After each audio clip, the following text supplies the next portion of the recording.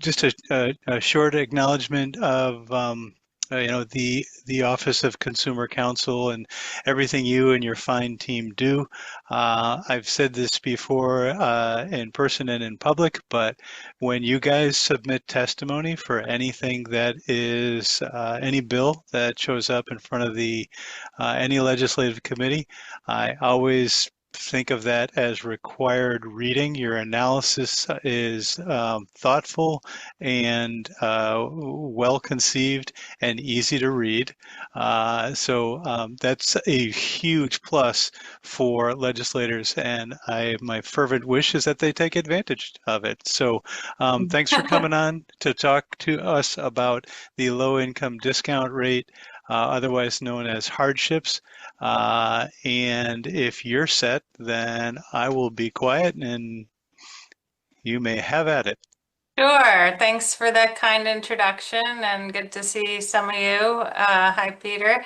Um, and yeah, I mean, appreciate that comment. Credit goes to my, colleagues who are on the line with me. Kim White is here. She's an attorney in our office and consider a expert on affordability issues and has really been impactful in helping shape these programs that have been designed at Pura that we're going to talk about today, as well as Brooke Parker, who's our legislative and communications manager, and also, in terms of legislative testimony, is helping make sure we stay on top and get it done. And hope, it's good to hear that you find our testimony valuable.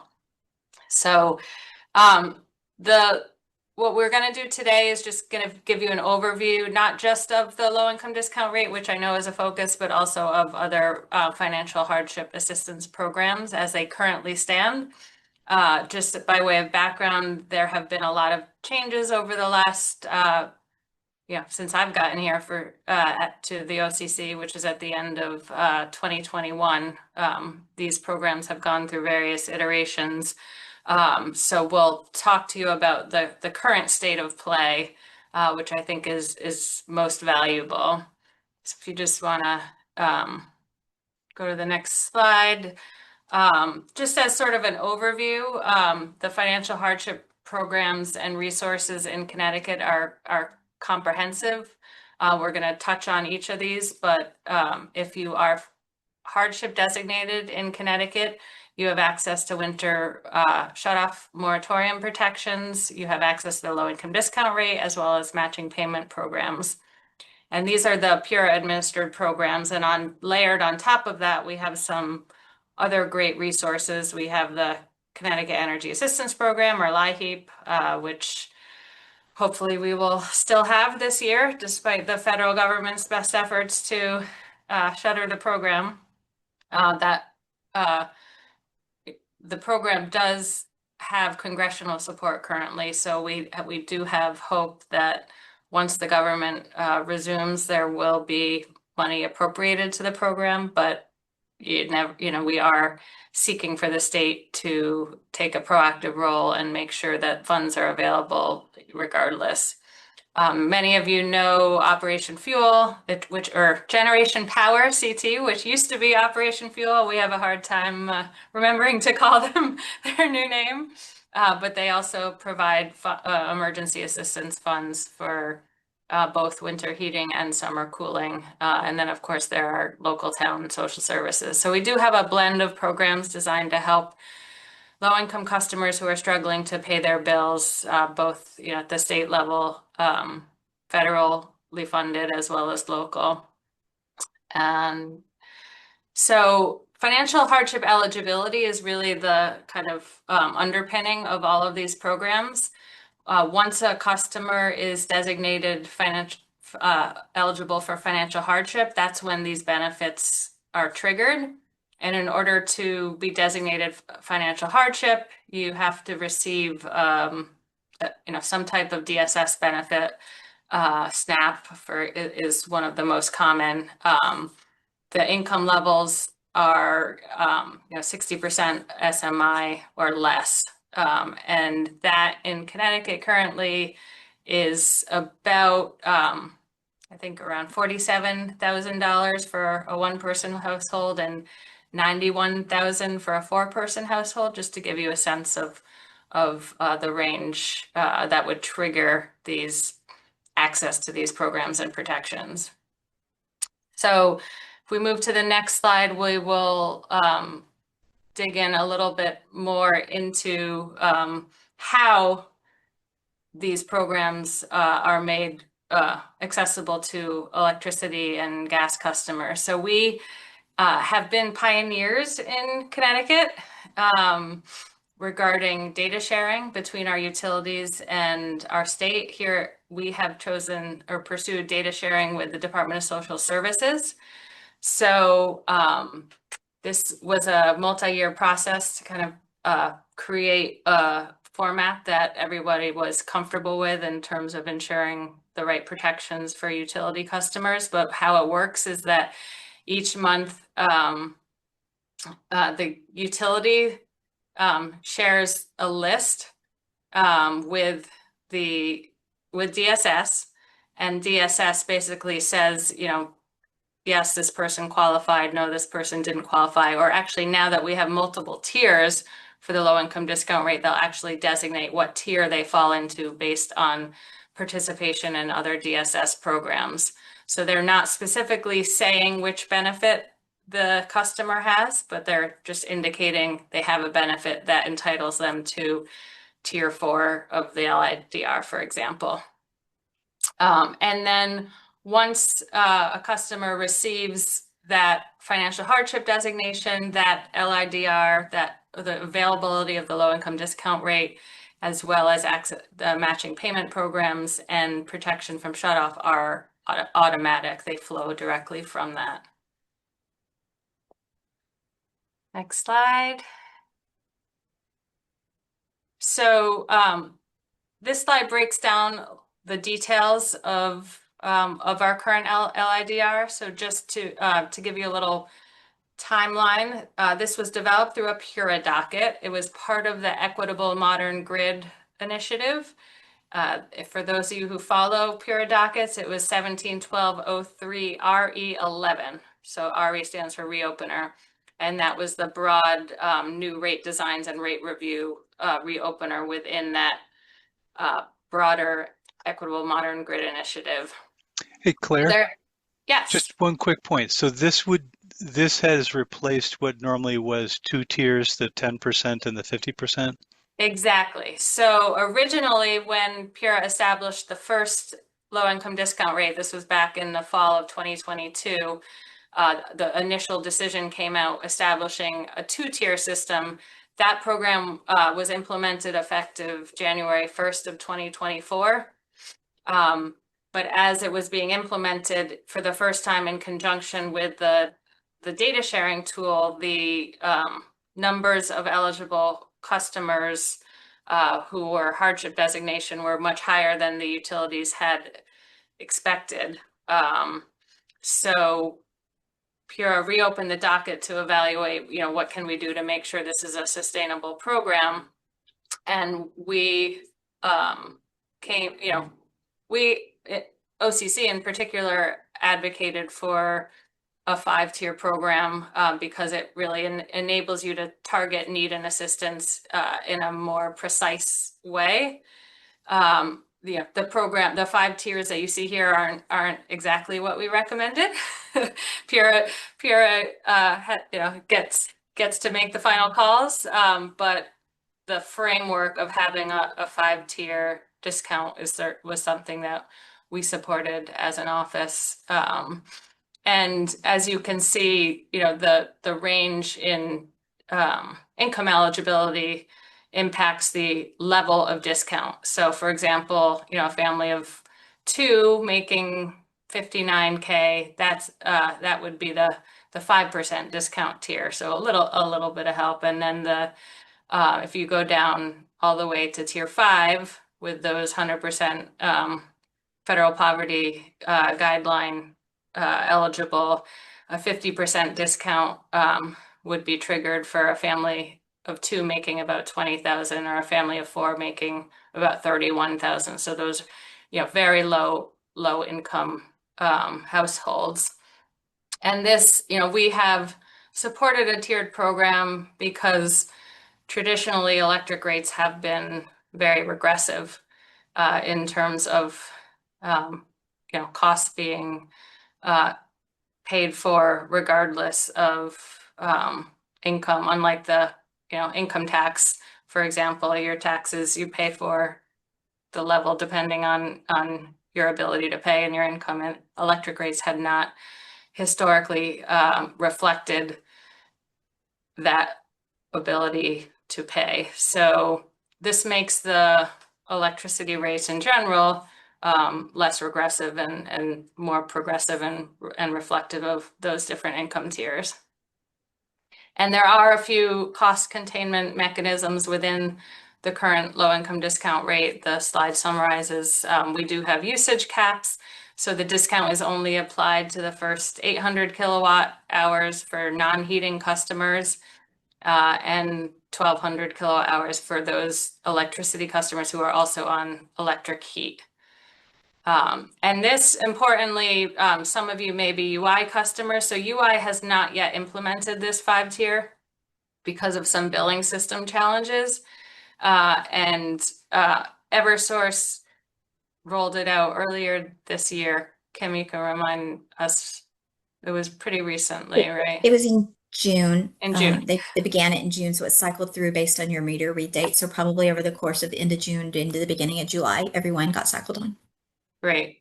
But UI will not transition to the 5-tier until this summer, I think it's 2026, right?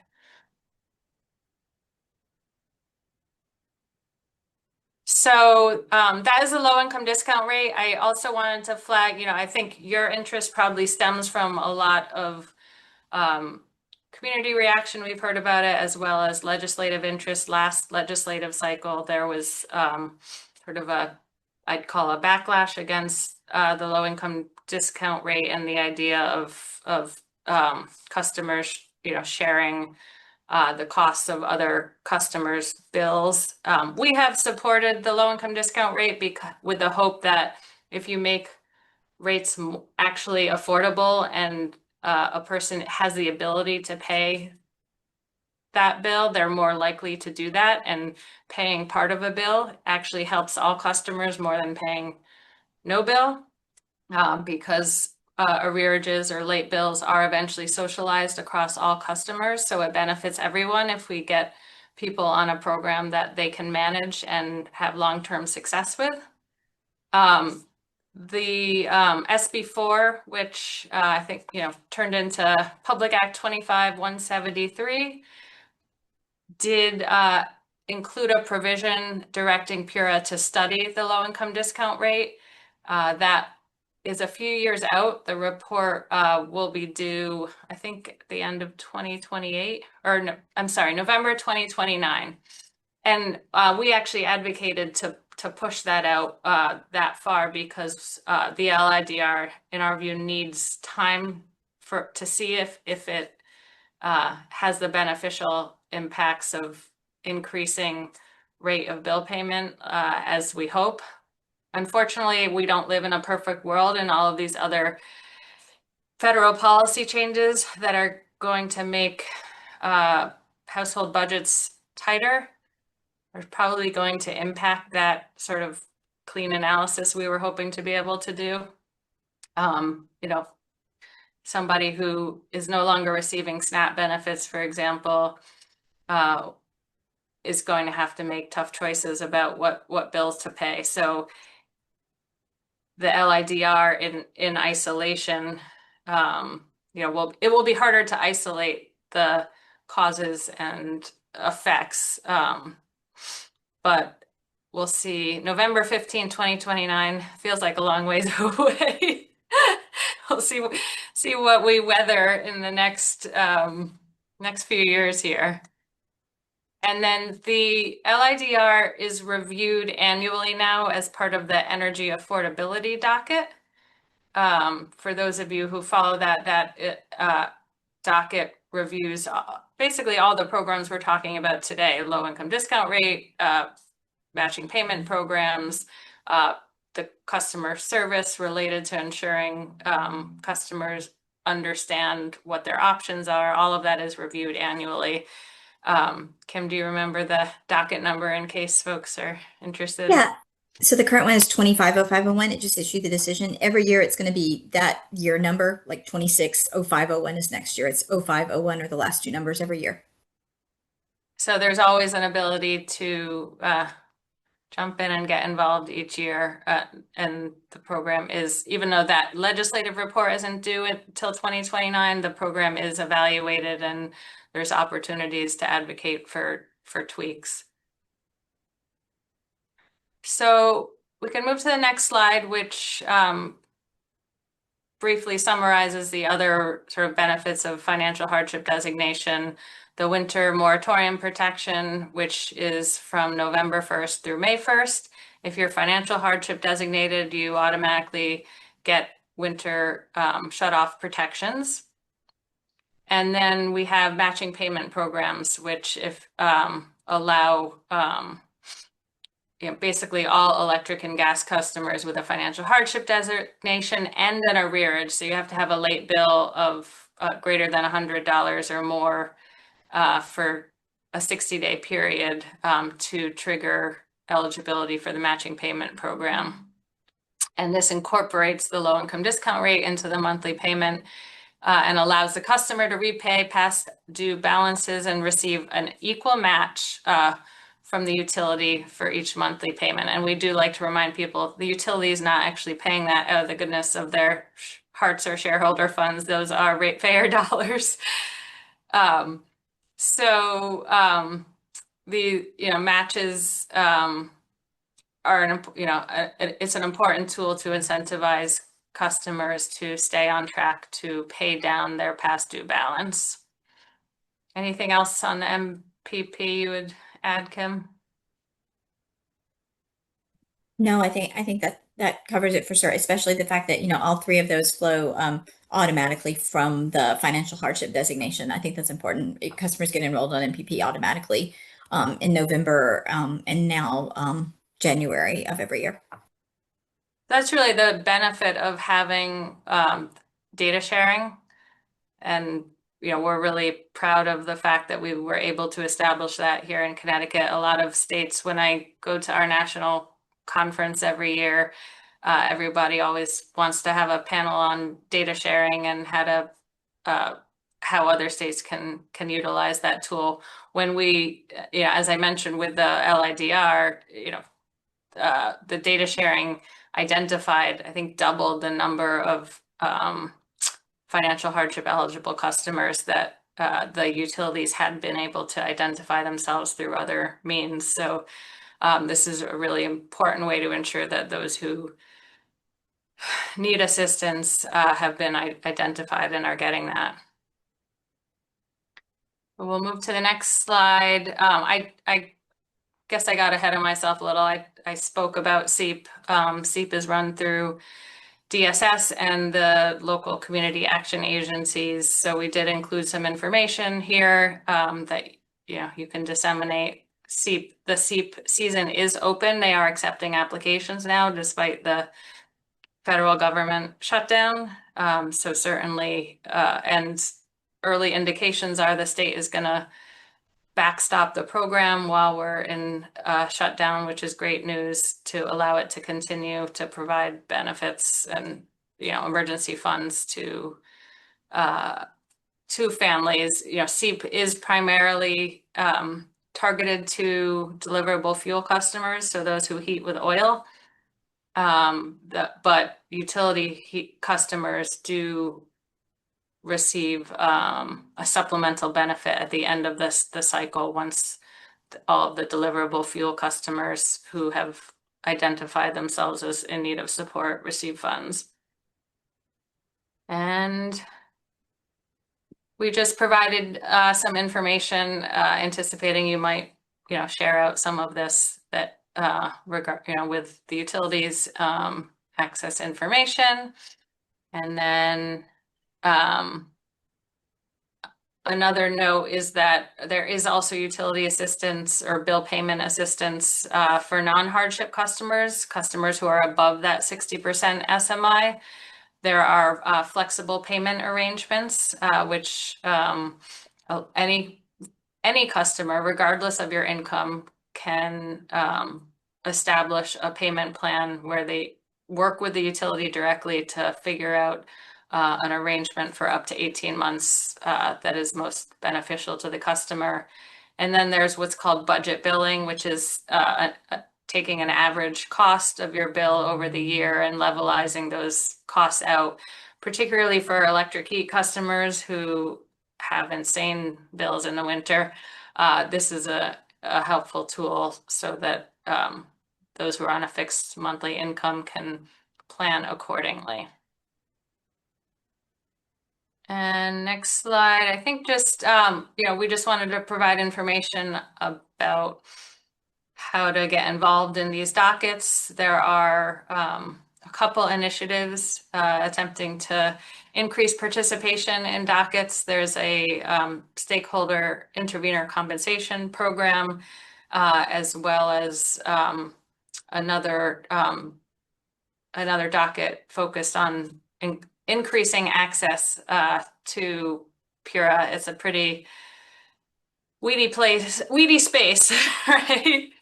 And our office is also, always available for technical assistance or to answer questions or to help people who are interested in getting involved in these discussions. I think that's, you'll receive these slides so you can take advantage of these hyperlinks, but I think that wraps up our substance here. And we put our kind of general info line. Andy clearly knows how to get in contact with us directly. So again, we're always happy to be a resource. So I think that's the end of the formal presentation, and certainly happy to take some questions. All right, great. Well, Claire, thank you. Kim and Brooke, thank you, because I know you guys do all the work behind the scenes. Let's just put it that way. So well done there. I've got a couple questions, but let me throw it open to our group. Anybody out there in Zoom land have a question for our guests?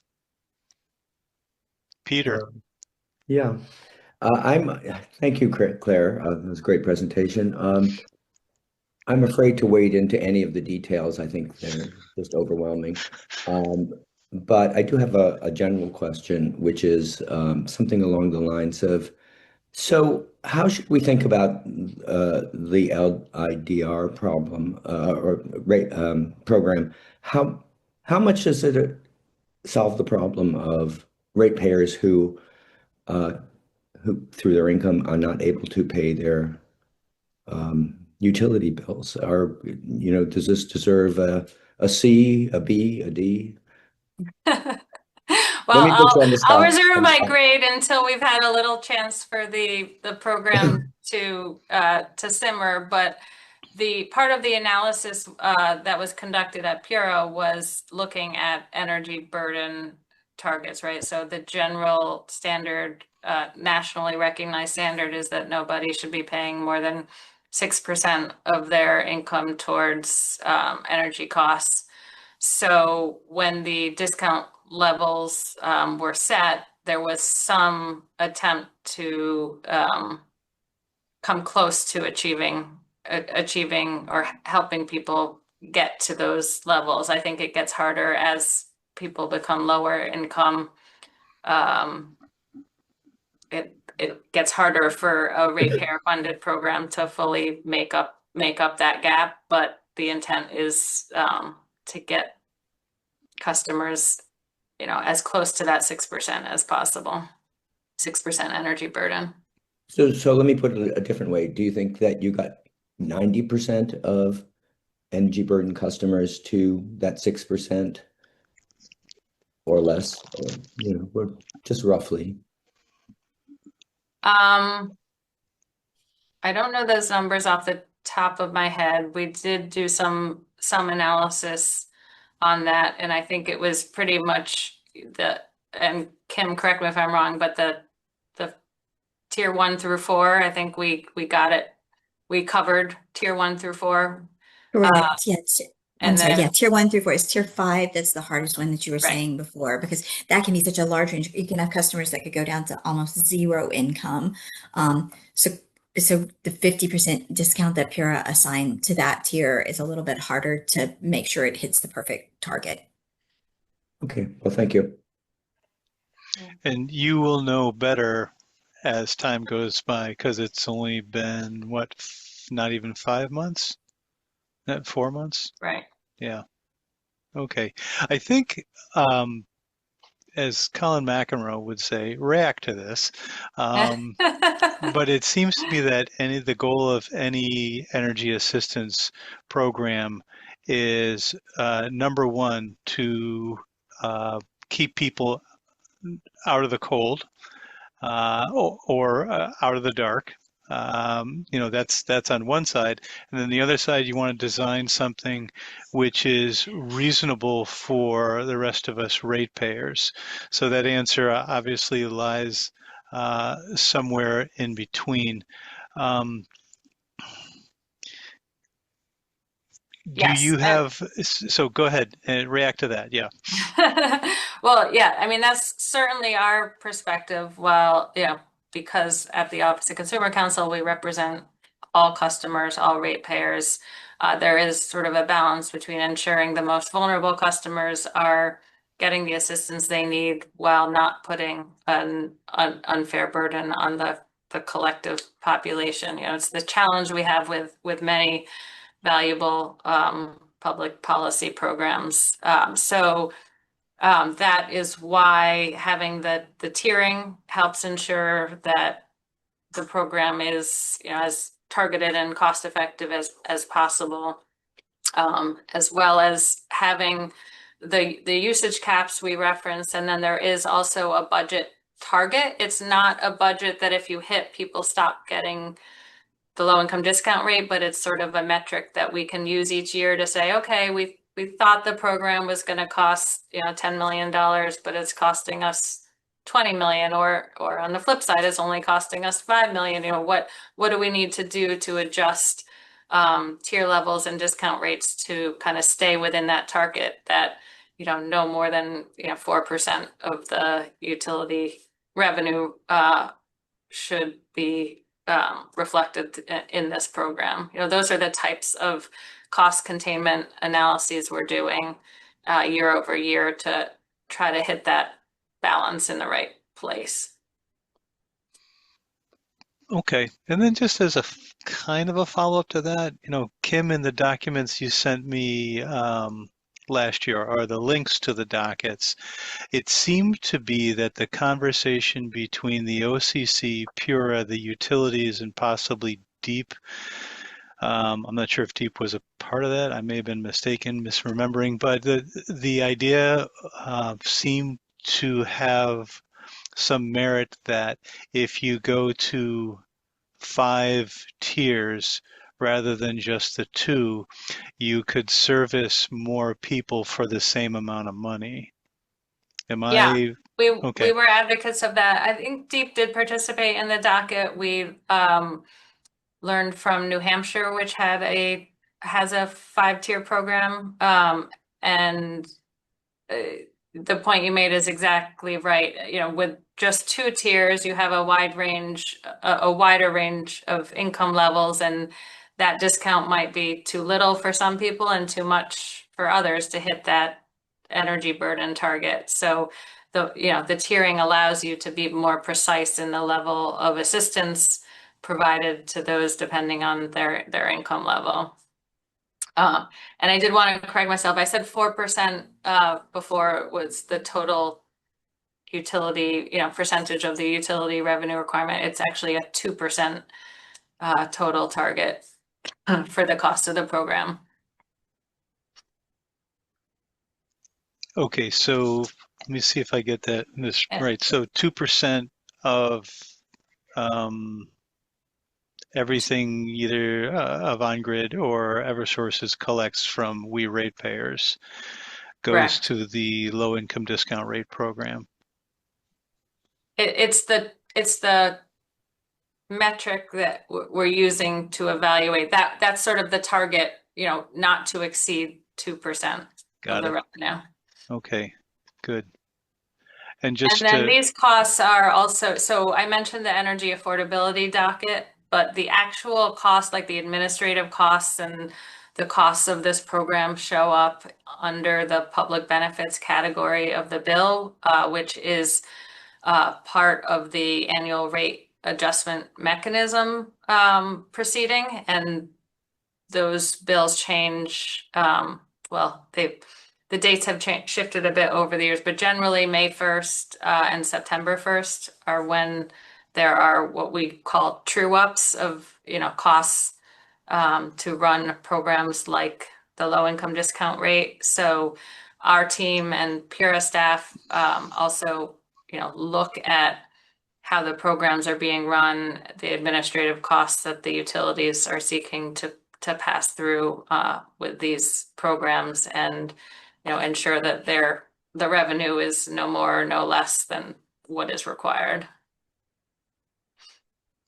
great, thank you. And I think it's worth noting, just for the record, that there are low income discount rate customers in every legislative district, as with Generation Power CT.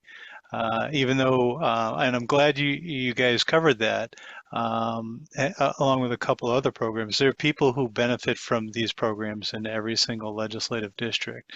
So I just wanted to get that on the record. Yeah. All right, audience members, are there things that we haven't covered that are burning a hole in you? Because we've got the experts on. This is John Greeno. Can I jump in? I don't see the ability to raise my hand here. I guess my question is, we're talking about energy burden and we're talking about electrical burden. And it looks like, I think from what I'm getting is that this is really targeting electric usage and Eversource only at this point. And it's not necessarily overall energy burden. In other words, oil, gas, propane, whatever it is. Well, so we do have a flat rate 10% discount for gas customers who heat with gas. Actually, the 6% calculation is based on 4% electric and 2% for heat. Kim, keep me honest here, but I think the challenge is ensuring that these different programs are talking to each other. Mm-hmm. So okay. as we develop, so now we've rolled out a program for CNG, SCG customers who are gas heating, and the Yankee gas rate case, which is anticipated to be finalized November 5th. We anticipate we'll have a 5-tier discount rate, actually, initially starting with the flat 10%, but then iterating on the electric 5-tier. So there will be additional benefits if you heat with gas, if you're a utility heated household. With natural gas. Yeah, so it's all strictly regulated utilities at this point. Right. Thank you. How many, what percentage of, I guess it's a two-parter. What percentage of natural gas customers are taking advantage of that 10% rate? And then what percentage of electricity ratepayers are taking advantage of so how many people are on energy assistance in Connecticut? So because this is all based on data sharing, I mean, we're lucky in that a customer doesn't have to take advantage or raise their hand, it's automatic based on a designation that you receive another social service. I don't have those numbers. Do you have? Eversource for Eversource Electric, it's about 200,000 customers are designated financial hardship, and so they get the lighter and the winter moratorium and the MPP eligibility as a result of that. And for UI customers, it's roughly 60,000. I'm using approximate numbers, but that's about what it is for both of those. I don't have exact numbers for CNG and SCG because they haven't implemented the discounts yet. So we'll get a little better sense of them when they start to implement theirs.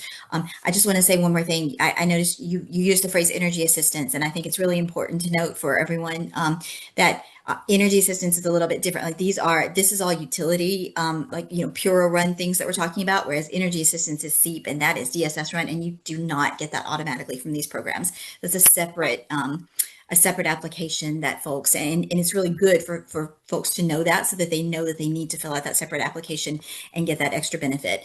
Once again, fingers crossed that the federal government comes through for us in that regard this year. Thanks, Kim, for that clarification. Do you have that 200,000 for Eversource? Let's stick with that. For what percentage of Eversource customers in Connecticut would that be, roughly? So we have don't we have around 1.3 million Eversource customers? That sounds right to me. Okay, so The my quick there. math is like 16, 17%, right? 200,000? Yeah. Okay. Well, I think that's kind of a statement in and of itself. And folks, I'm just kind of rambling on. So if anybody in the audience has, got a question, shout it out. Pause for station identification. Yeah, Andy, to follow up on your thought there, you're leading our Heat Smart program, right, in our geography.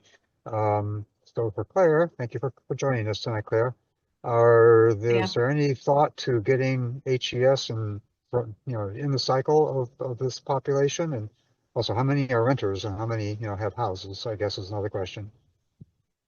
That is a challenge, a data challenge. The utilities do not track who are renters and who are homeowners. So we have had that is something that we were attempting to evaluate in the docket to kind of try to figure out how to get the full population and needs served. To your second question, sorry, what was that about? Sorry, Jeff, I missed or maybe it was the first part. I answered in reverse. Yeah, sorry.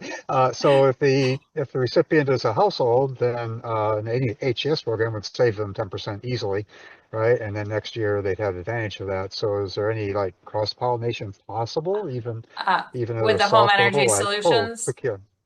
Yeah. With energy, right, with energy efficiency. So there are directives and instructions as part of the PURA program to the utilities to make sure they're informing customers who are receiving these benefits of HES-IE and other programs that could potentially save them money.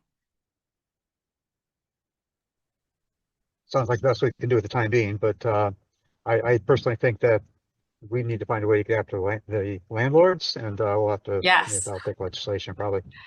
Yes, then that has been a subject of legislation for several years, and as we know, a lot of poor customers are Section 8 recipients or are living in multifamily dwellings that are landlord owned, where the landlord controls the they may be master metered. So we agree with you that is still an issue that needs to be addressed. Okay. I think I see a question from Kathy in the chat. Let me see if I can pull it up. Oh, that's weird. Want me to read it, Claire? Or Kathy, if you just want to Sure. unmute it yourself. Yeah, And it's not coming up for some reason. I saw it pop so, up and Okay, I'm sorry, I'm sick, so I don't sound normal. no But problem. I know there's two levels of low income discount rate, the 10% and the 50%. And I know a lot of people get enrolled in the 10%, but how do they know when they're eligible for and how to enroll in the 50%? yeah, Kathy just Or am I joined us just wrong? 6 minutes ago. So, Right. So Kathy, you'll have to catch up on our slides. Actually, in the Eversource territory, there is currently a 5-tier discount, and there will be soon in UI. But I Oh, think the okay. same, regardless of tier, I think your question is how do they know? So this is all an automated process based on data sharing with the Department of Social Services. They match customers' eligibility depending on the social service programs they qualify for. There is a sort of alternative manual path if you're not, a customer can can prove to the utility directly that they are eligible through an income eligibility verification process, but the vast majority of these customers are getting automatically put on a discount rate based on the information DSS has about their income eligibility. Claire, does Oh, that that's mean? great. So, That's sorry. improved. Yes, big improvement. I hate interrupting Kathy Fay. She's got a long memory. Does so they're automatically placed on a tier when they apply? DSS does their investigative income stuff. Absent the nonsense that's coming on the Fed level, let's say I'm on the 5% tier and my income changes. DSS, do they get notification of an income change for me? So if I lose income, okay, so if I got fired, I would have to manually contact somebody and tell them I need more help. Does it work the other way around? Like if I'm the 50% discount and then I get a job? So there's a cycle, a verification cycle every 12 months. Okay, So DSS re-reviews every applicant every year. But yes, in that interim, it would be based on identifying a change in your circumstance. okay, thank you. Sure. Well, great questions. Thank you guys for your interest. And again, we are always available to talk further. Yeah, cool, great. Clara, I know you got to go and dote on your kids, so thank you so much for your time. And Kim and Brooke, thank you for your Yes. work too. And I see somebody else, Paula Pineda. Oh, Paula, yeah. I know you're part of the team, so thank you for Yes. that.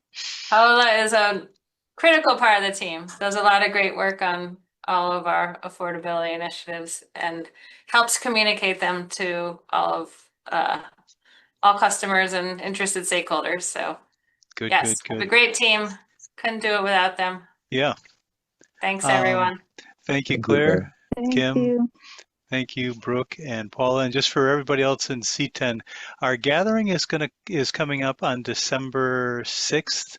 It'll be in Middletown from 10 to 1:30-ish. There's going to be more to come on that.